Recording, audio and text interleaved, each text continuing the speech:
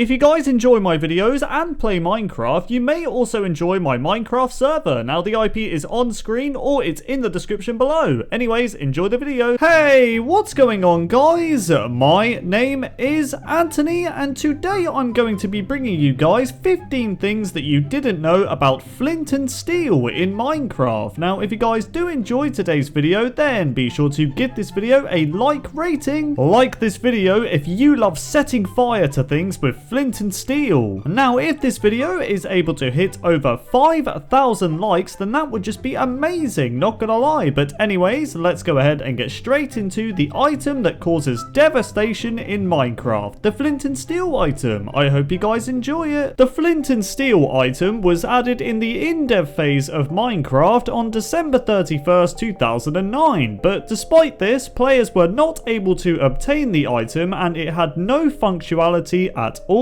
It wasn't until January 11th, 2010, the following year, where flint and steel could now be obtained and used to create fires. In regards to obtaining the flint and steel item, in Minecraft in-dev, when the player would create a world, they would simply spawn with the flint and steel item in their hotbar, as you can see on screen. Its one and only use was of course to create fires, but it's worth noting that at this stage of the game, if you lost the flint and steel, it was lost forever as you couldn't craft it. Prior to the beta 1.7 update, players could simply ignite TNT by just using their fist. All they'd have to do is just punch it and there you go, it would be ignited. But in the beta 1.7 update, a change was made to where the player had to ignite TNT with flint and steel rather than using their fists like before. However, despite this, Jeb originally planned for shears to ignite TNT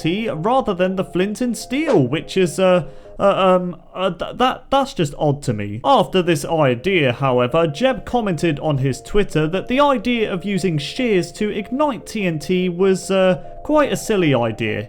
You don't say, Jeb. But yeah, obviously using flint and steel made a lot more sense, and to this day, players still use flint and steel to light TNT. Now, I have mentioned this in a few videos, but the fire spread prior to beta 1.6 used to be insane, meaning that the fire would spread extremely quickly and cause devastation to your Minecraft world, as you can see on screen. Now, because of this, many multiplayer servers back in the day actually banned the flint and steel item being used in game due to the crazy fire spread that used to occur. Why, you might be wondering? No, it's not because of the lag. It's because of all the griefers that used to abuse this crazy fire spread with the flint and steel. But yeah, in beta 1.6, the crazy fire spread was removed, but many servers still keep the flint and steel banned due to its fiery nature. Before furnaces were added into Minecraft, flint and steel had much more of a use in the game, as you could use the item to cook food and smelt ores. Now, to achieve this, the player would just simply set a light to the ground with the flint and steel item like so, and then they would throw the said items onto it. So for example, if I was to throw some gold ore onto the fire, then it would turn into gold ingot. However, this feature did not last too long, as in February 2010 they instead added furnaces into the game to replace this function, thus removing one of the primary uses of flint and steel. So we all know that in Minecraft today, the texture for the flint and steel item looks like this, but back in the earlier days of Minecraft, this has not always been the case. So when the flint and steel item was added into the game in Minecraft in-dev, the texture looked like this. Now, I know it doesn't look too different to the texture we currently have, but you will notice that the old texture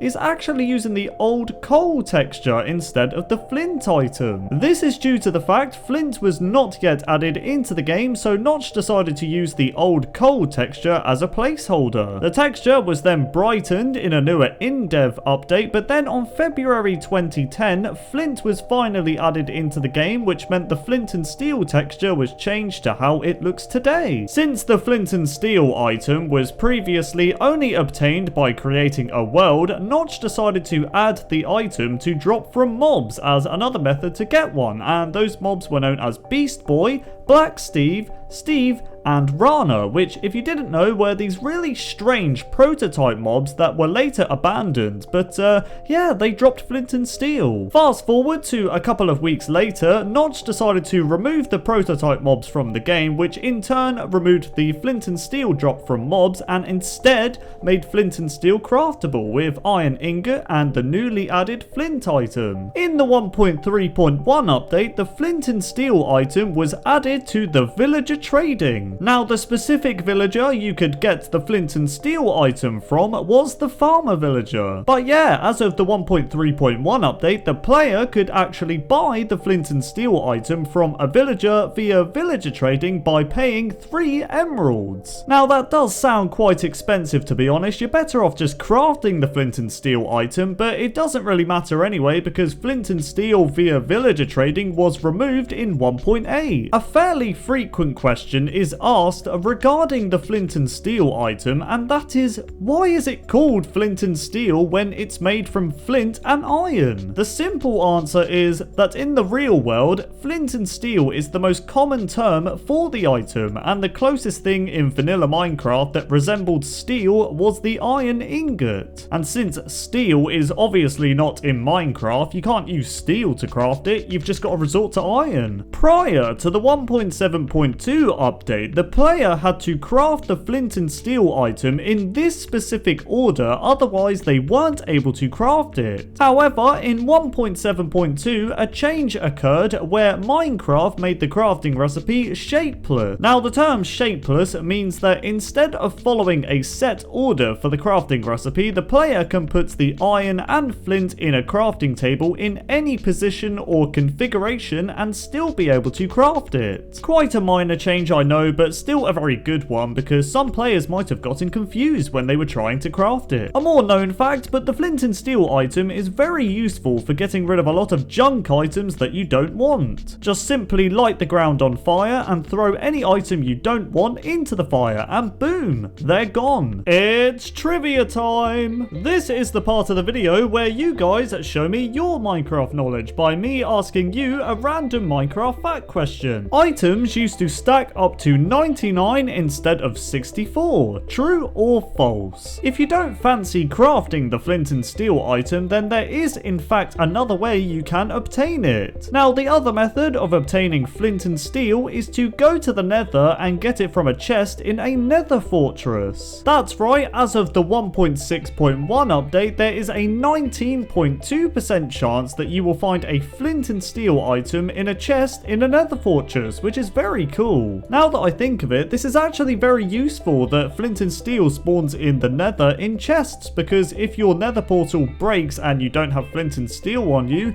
then you can just get Flint and Steel from a Nether fortress and reactivate your portal. When Flint and Steel was first added into the game in Minecraft in dev, it actually used to have infinite durability, as you can see on screen, so no matter how much you used it, it would never run out. Now, since most people don't actually use Flint and Steel all that often in Minecraft today, you may or may not have noticed that there is durability on the item. The Flint and Steel can survive 65 uses before it breaks, and even if you attempt to use the item on a block or area that isn't flammable, it will still use durability, as you can see on screen. The next Flint and Steel fact is all to do with creepers. Now, I'm sure some of you guys are going to be familiar with this. So, a fun thing you can do in Minecraft is to, well, ignite a creeper with a Flint and Steel item. Now, as you can see, this will cause the creeper to instantly explode. But anyways, that just about concludes today's video about the Flint and Steel item, everybody. I really hope you all enjoyed it and or found it informative. Now, if you guys have any suggestions for things you didn't know about Minecraft videos, then be sure to leave them in the comment section below. But anyways, I'm going to go now, everybody, because it is almost 6 AM. Yes, that's right, guys. I've been recording this video really late at night, and it's actually getting light out outside, so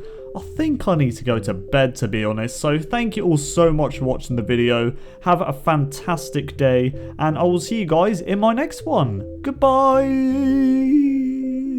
Thank you so much for helping with this video, Katie. I really appreciate it.